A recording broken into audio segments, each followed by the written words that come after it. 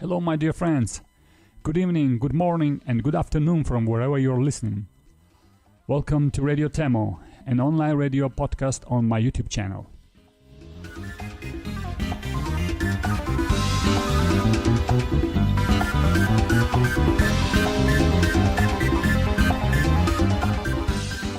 Here we will talk about music, of course. We will listen to the greatest melodies and songs ever written and express our emotions about the music.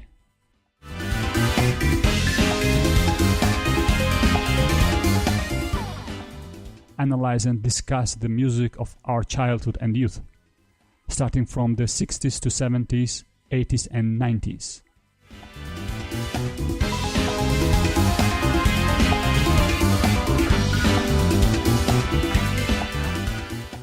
Below you see our email and WhatsApp number, where you can send us a request and even share your thoughts about this project. You are welcome to share your knowledge about the songs or music we will listen to.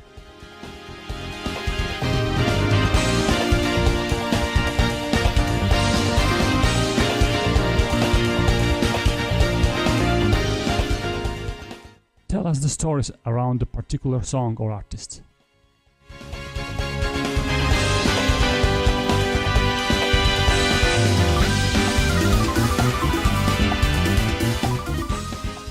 The same we did when we were young and had listened to some new tune on the radio or somewhere else, and we would buy the vinyl or tape cassette, and then we would invite our friends to listen to it together.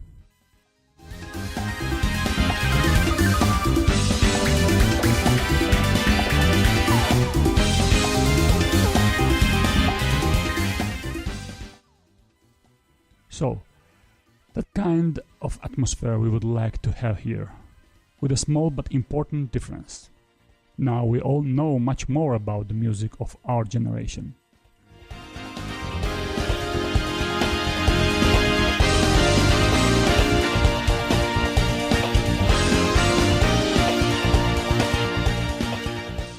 We will have all genres of music: pop, rock and roll, jazz, country, disco, soul, funk, blues, hard prog or soft rocks.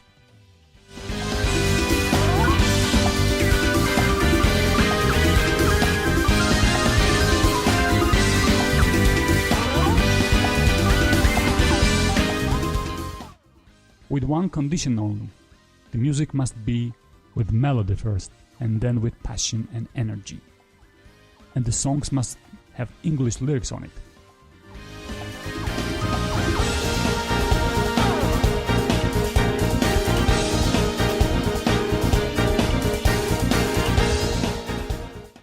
So today I want to start with the band that played a tremendous role in my life.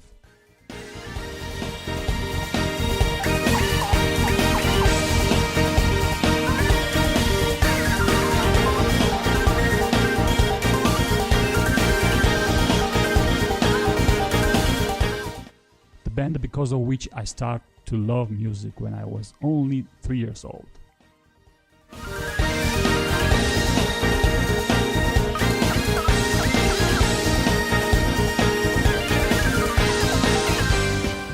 And that band is the Beatles, of course.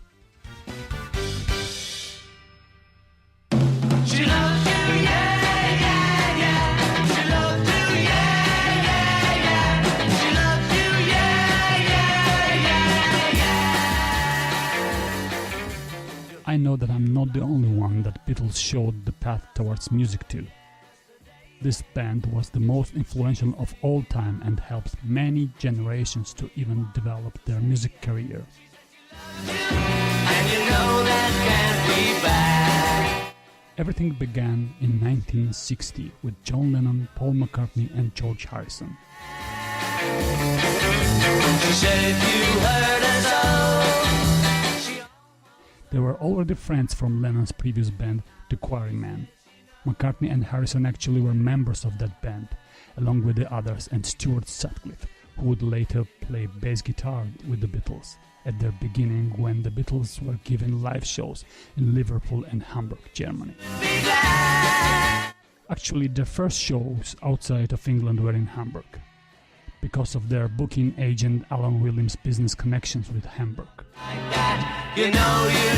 McCartney and Harrison spoke German a little bit, which appeared very useful for the band. The band even recorded their songs, especially in German language. The Beatles were 5 back then.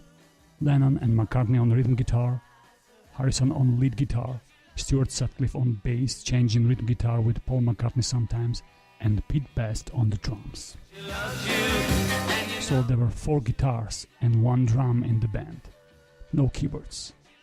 Maybe the style they were playing, especially on their early albums, or maybe it was difficult to find a good keyboard player back then. You should be glad. Jokes aside, but tell us your thoughts. We must say, though, Lennon and McCartney played keyboards, piano or mellotron on their late records. George Harrison was also involved and played keyboards on some songs. All that, of course, playing guitar, keyboards or drums, they developed much more successfully through the years.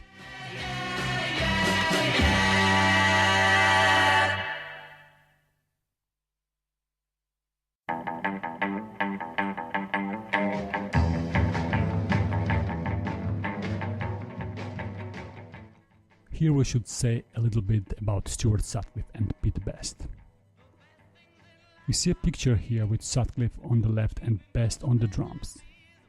Stuart Ferguson Victor Sutcliffe was born on June 23 in 1940 in Edinburgh, Scotland. Along with Lennon, Sutcliffe was the one who came up with the name of the Beatles. Except for playing music, he was also a talented painter. He left the Beatles and stayed in Hamburg, where he studied at the Hamburg College of Art. His style of painting was abstract expressionism. Some of Sutcliffe's paintings are at the Walker Art Gallery in Liverpool. He died at the very young age of 21. That's what I want. Another 5th member of Beatles was drummer Pete Best. Randolph Peter Scanlon, known as Pete Best, was born on November 24th in 1941. His birthplace was Madras, part of British India back then. Peter's biological father, Donald Peter Scanlon, died in World War II. Later, Peter's mother Mona met John Best, with whom she married and left India for the UK. Mona was running a small coffee club in the basement of their house in Liverpool. That was the place where Pete met John, Paul, George and Stuart. They used to play there as the Quarrymen. After, in 1960, when the offer from Hamburg came, they asked Pete Best to join their new band, and the Beatles started their journey to Hamburg. Actually, the record we are listening now is with Pete Best playing drums. 2 years later, in 1962, Pete Best was fired from the Beatles and replaced with the brilliant Ringo Starr.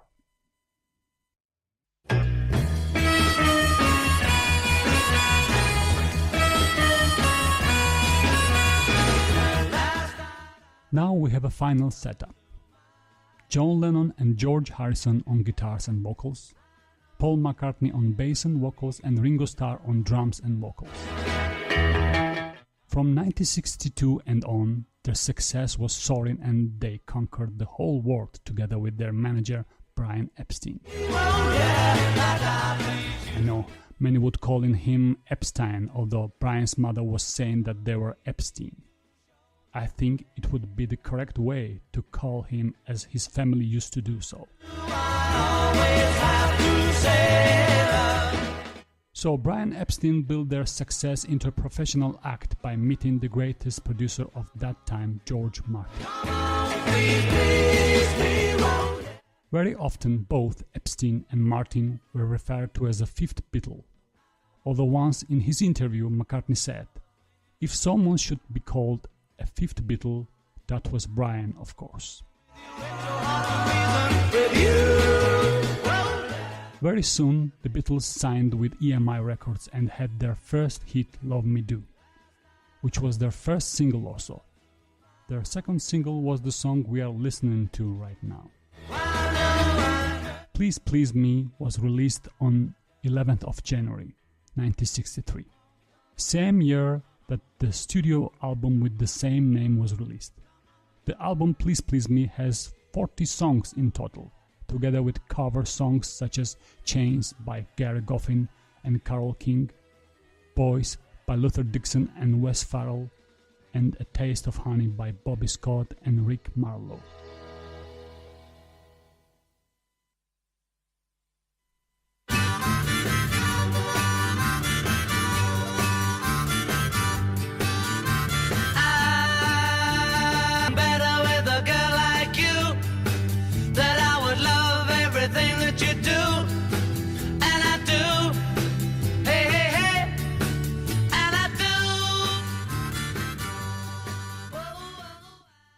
As we know, they were all singing in the Beatles. Here I want to talk about John Lennon. John, along with McCartney, sang and wrote the majority of the Beatles songs. The song we are listening to now is called I Should Have Known Better, which was recorded especially for the Beatles' first movie, A Hard Day's Night. John Winston Lennon was born on October 9 in 1940. He was the only child of Julia Stanley and Alfred Lennon. Alfred was a merchant seaman and was often away from home, although he was sending money to his family regularly. He stopped doing that after he left the ship on which he was working. Finally, when he came home, he offered to look after his family, but John's mother rejected the offer. Give me more. Hey, hey, hey. Julia was unable to raise her child alone. Therefore, her sister took custody and John lived his childhood and teenage years with Aunt Mimi and her husband.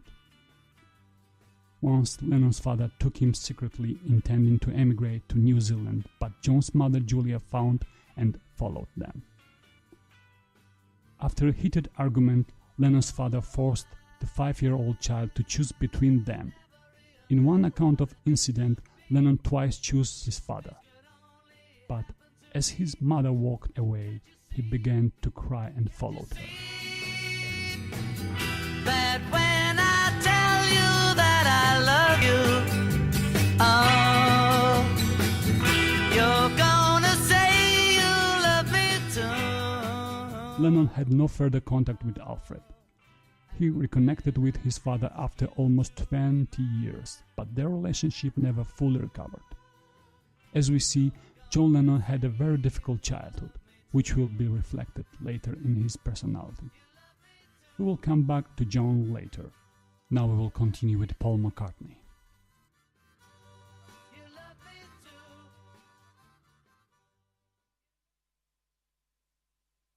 Look at all the lovely people.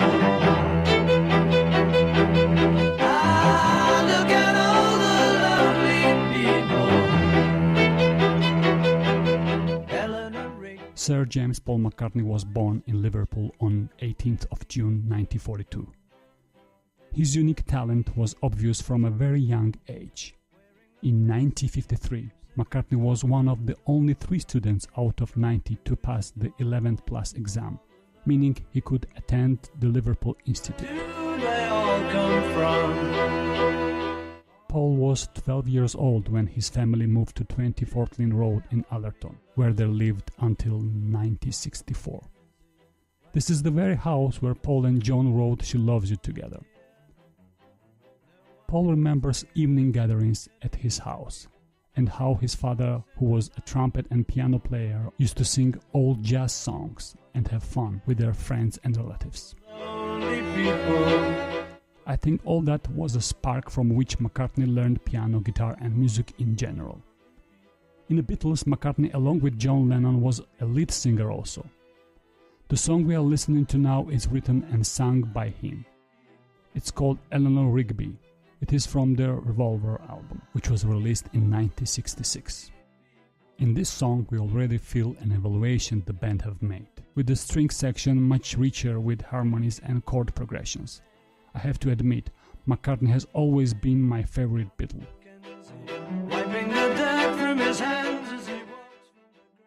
Tell us your opinion. Who is your favorite Beatle? You can text us on this number below, send us an email, or just leave a comment. We will come back with McCartney to talk about his late career and life. Harrison.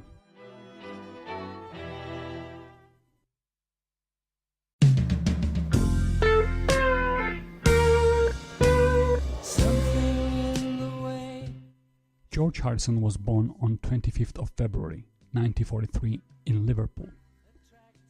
He was the youngest child of Harold and Louise Harrison. When Harrison's mother was pregnant with George, she often listened to the weekly broadcast Radio India, hoping that the exotic music would bring peace and calm to the newborn baby. So we can see that the love towards Indian music and culture Harrison had was from a very early age. George had his first guitar when he was 14. His mother brought that guitar from George's friend. Harrison's early influences, amongst others, were Slim Whitman, Django Reinhardt, and Lonnie Donegan.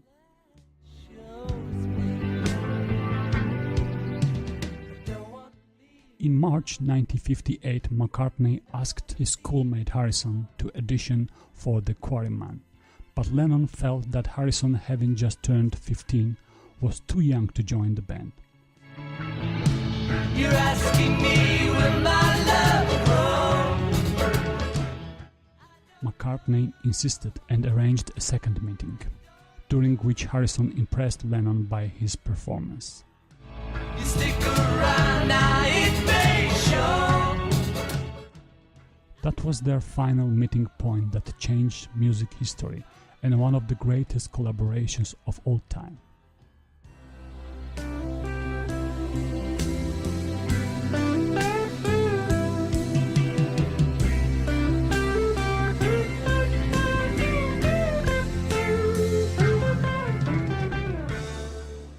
Harrison, of course, was also writing for the Beatles, and whenever he would come up with an idea, he would bring a masterpiece to the band.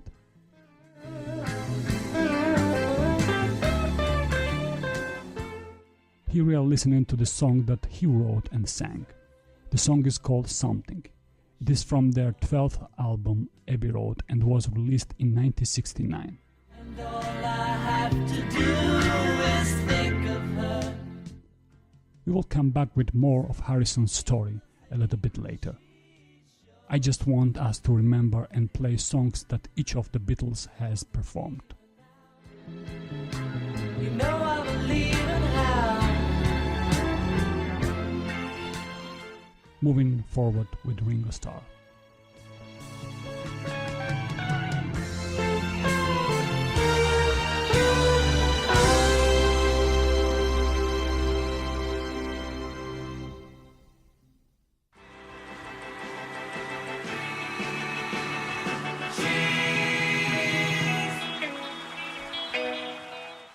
Richard Starkey was born on July 7, 1940, in Liverpool. He is the only child of Elsie Gleave and Richard Starkey. Soon after his birth, Rich's parents divorced. Starkey later stated that he has no real memories of his father.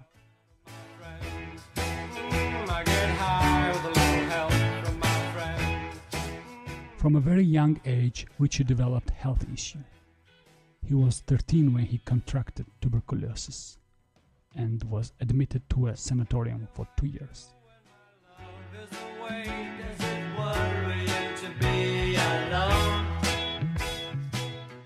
That was the place where he joined the hospital band and had his first connection with the percussion.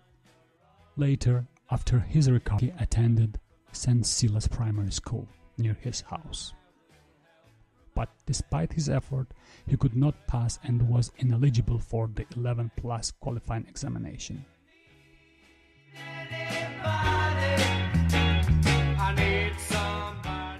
Starkey was 15 when he started looking for a job.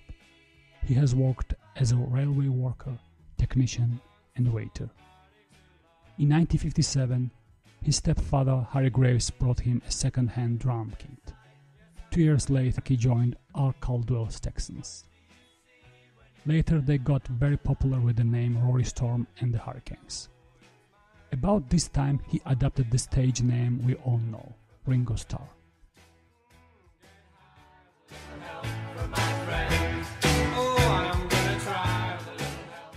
In 1960, Rory Storm and Hurricanes got an offer to join the Beatles with their tour to Hamburg.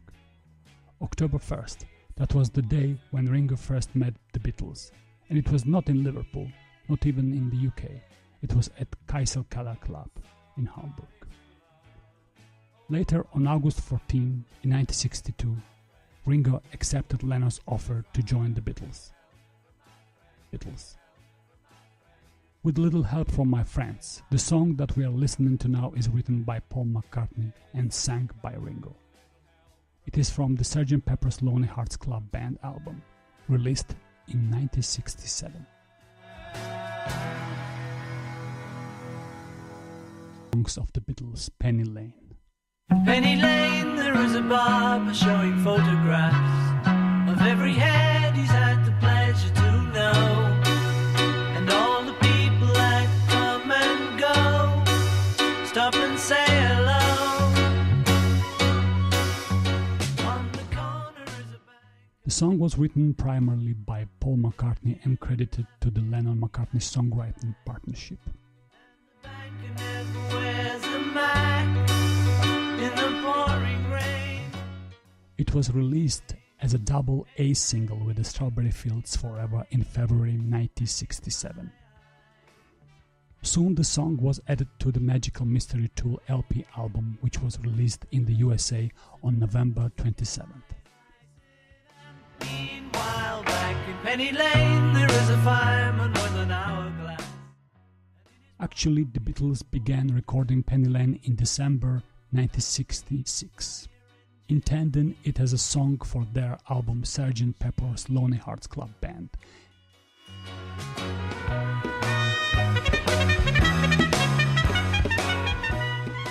Instead, afterwards, it was issued as a single to satisfy record company demand for a new release. Penny Lane is in my ear. Penny Lane is a road in South Liverpool that was on the way to their major bus station where Paul, George and John would meet on their way to the school. Back behind the shelter in the middle of the roundabout, a pretty nurse is selling poppies from a tray. Lennon's original lyrics for In My Life had included a reference to Penny Lane also. So it was like a bridge to a childhood memory. A characteristic trumpet solo in the song was played by David Mason, who was a principal trumpet at Royal Philharmonic Orchestra and professor of trumpet at the Royal College of Music. Very strange. Penny Lane is in my ear and in my eye. Penny Lane was a top 5 hit across Europe and topped the US Billboard Hot 100. In Britain, it was the first Beatles single since Please Please Me. In my eye.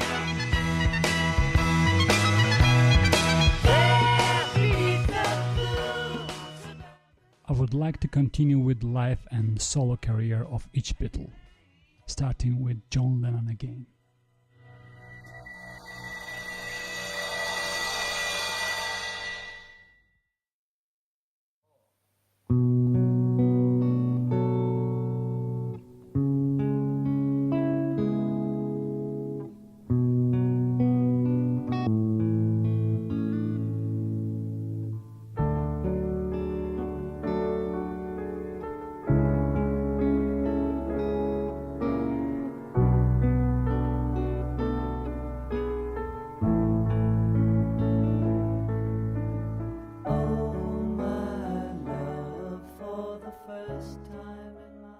Lennon's mom Julia visited Mendips on a regular basis, a place where John lived with his aunt Mimi, and John often visited his mother at Bloomfield Road, where she played him Elvis Presley records.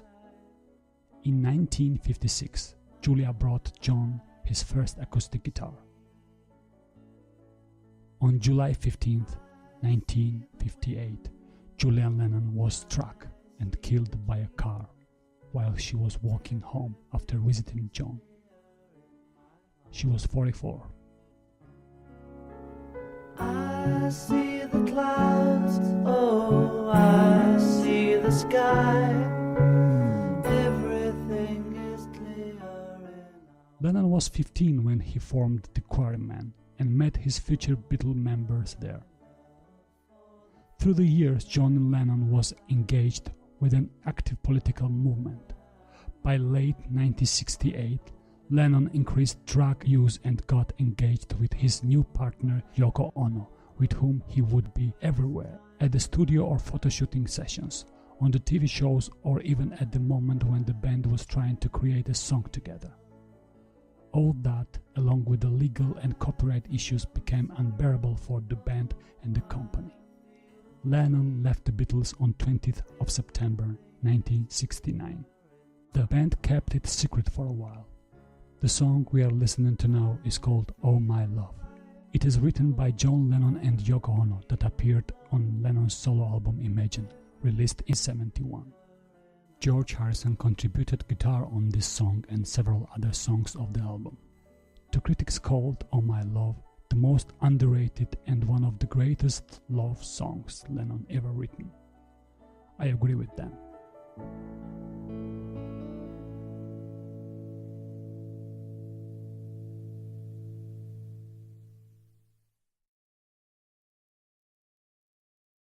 I can wait another day until I call you. You've only got my heart on a string and everything aflutter. But another... After Stuart Sutcliffe left the Beatles, McCartney became their bass player. Although primarily a bassist, he played a number of other instruments, including keyboards, guitars, and drums on various songs. It's all the same to me, love. McCartney gradually became the band's de facto leader, providing more creativity for most of the music and the film projects. No more lonely nights. He was inspired to create a new persona for the group, to serve as a vehicle for experimentation and to demonstrate to their fans that they had musically matured. Day or night, I'm always there. Their recording of The Day in the Life required a 40-piece orchestra, which their producer George Martin and McCartney took turns conducting. Near you. And if it takes a couple of years. In March 1969, McCartney married his first wife, Linda Eastman. In August, the couple had their first child, Mary, named after his mother. No more lonely night, never be another. No more lonely. As the disagreement in the band was rising, it came to its logical end. The Beatles finally broke up. McCartney fell into depression. His wife helped him pull out of that condition, praising his work as a songwriter and convincing him to continue writing and recording.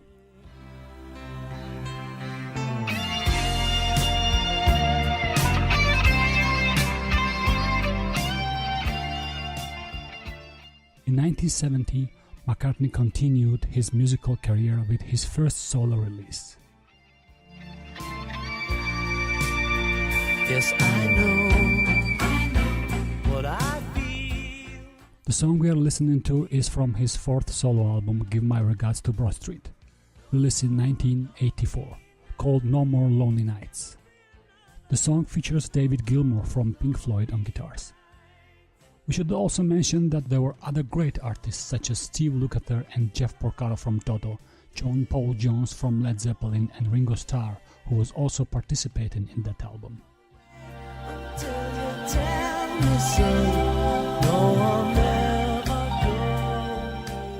Paul McCartney is 18 times Grammy Award winner. member of the Order of the British Empire, Academy and Brit Award winner. He is honored by the Gershwin Prize and Kennedy Center honors. He was knighted by Queen Elizabeth for service to music.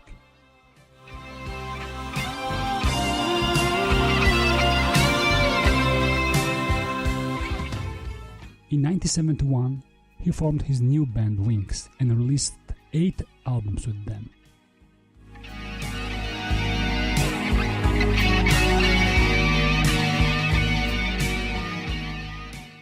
McCartney has collaborated with other megastars such as Stevie Wonder and Michael Jackson.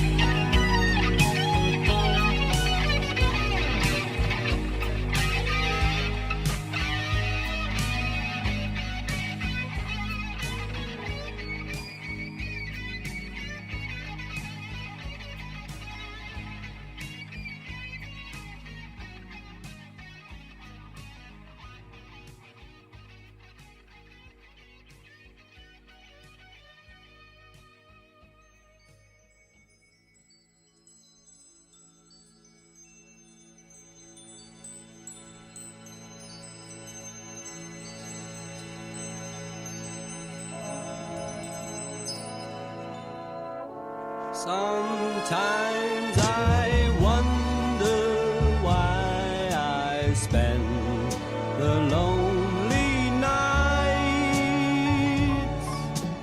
dreaming. No, it's not Frank Sinatra or Matt Monro, but yes, the song we are listening to is the old classic Stardust, the original version of which was written in 1927 by Hoagy Carmichael, with lyrics later added by Mitchell Parish. And each kiss an inspiration. Here we are listening to a cover version from Ringo Starr's first solo album, Sentimental Journey, which was released in 1970. Consolation is in the stardust of a song. He first considered making a country music album, but then decided to record a collection of old standards that would reflect his mother's favorite songs. You are in my arms. So, the whole album contains the old classical jazz songs. Of paradise where roses grew. Though I dream. Let's go back where we left Ringo and the Beatles. In my heart it will remain. By November 1962, Starr had been accepted by Beatles fans, who were now calling for him to sing.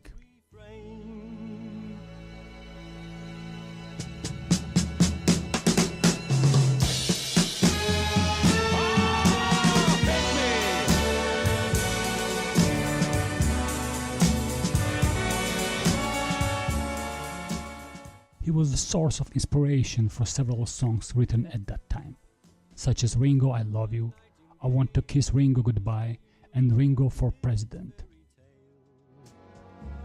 Of paradise where roses grew.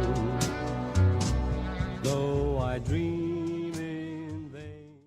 In 1968, during the White Album, on a particularly difficult session which included McCartney harshly criticizing his drumming, Starr briefly quit and went on holiday to Sardinia.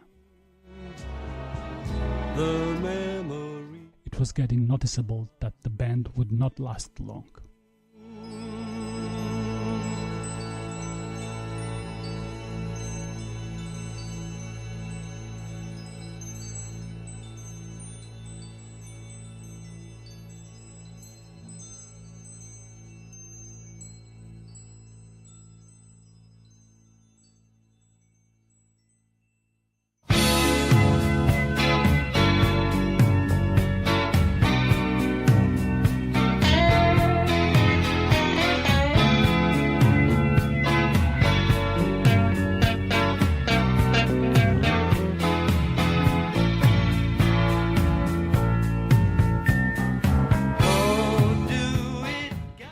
last but not least, the quiet Beatle. Ladies and gentlemen, George Harrison.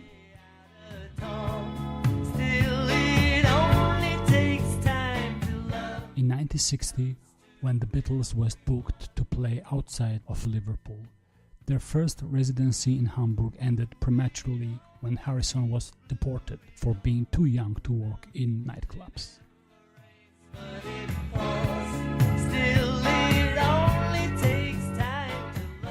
But everything was solved when Brian Epstein became their manager in December 1961.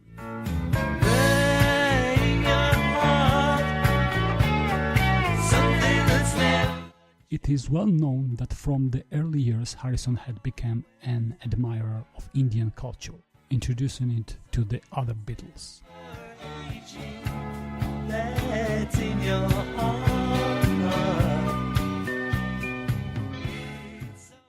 The influence of it is noticeable in their late songs such as Norwegian Wood, Within You, Without You and The Blue Jay Way. In January 1968, he recorded the basic track for his song The Inner Light at EMI Studio in Bombay, using a group of local musicians playing traditional Indian instruments.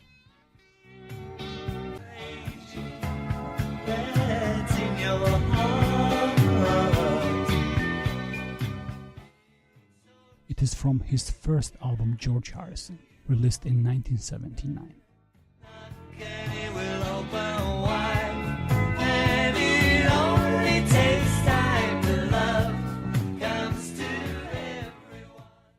The guitar intro of the song is played by his old friend, the great Eric Clapton.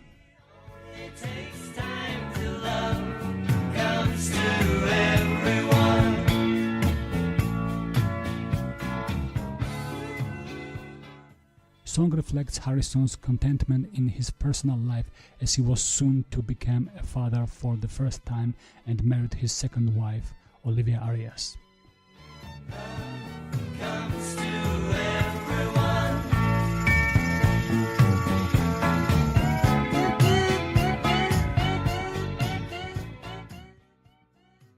We are now getting to the final curtain of this journey, with the song that says everything with a few words.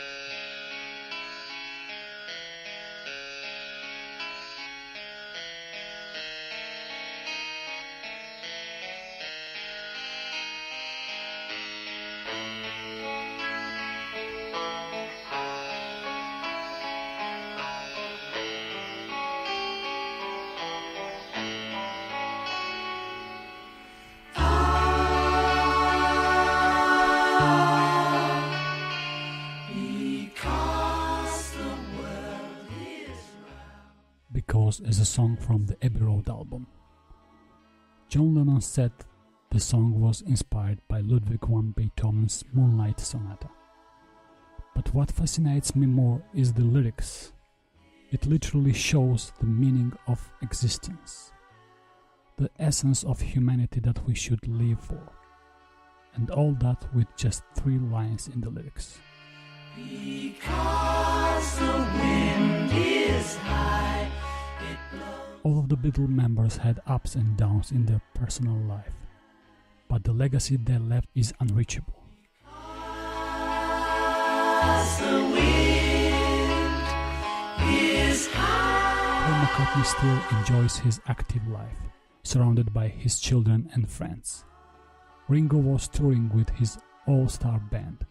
He cancelled his last gigs due to health issues, but recently he released his new album.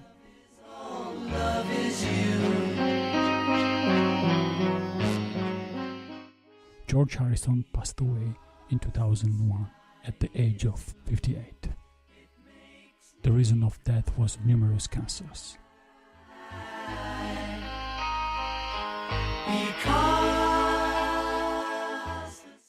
On December 8, 1980, John Lennon was shot to death. He was 40.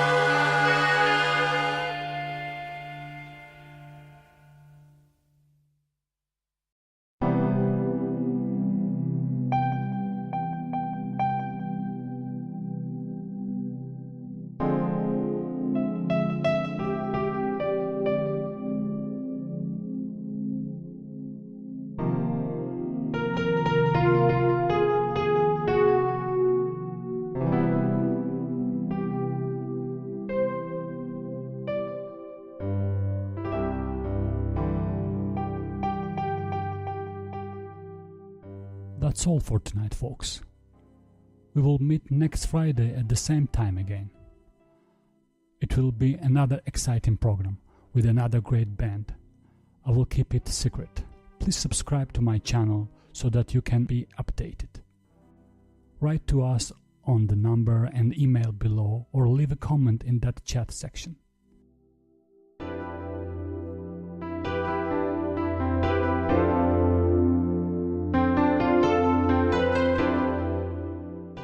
Don't call us, especially during the show.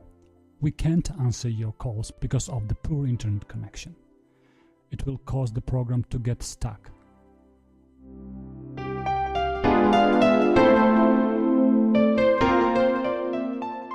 I will update you on the possibility of having a live conversation. So by now, text us only and we will answer your questions and requests.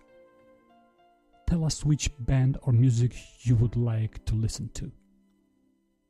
Let's have a journey together.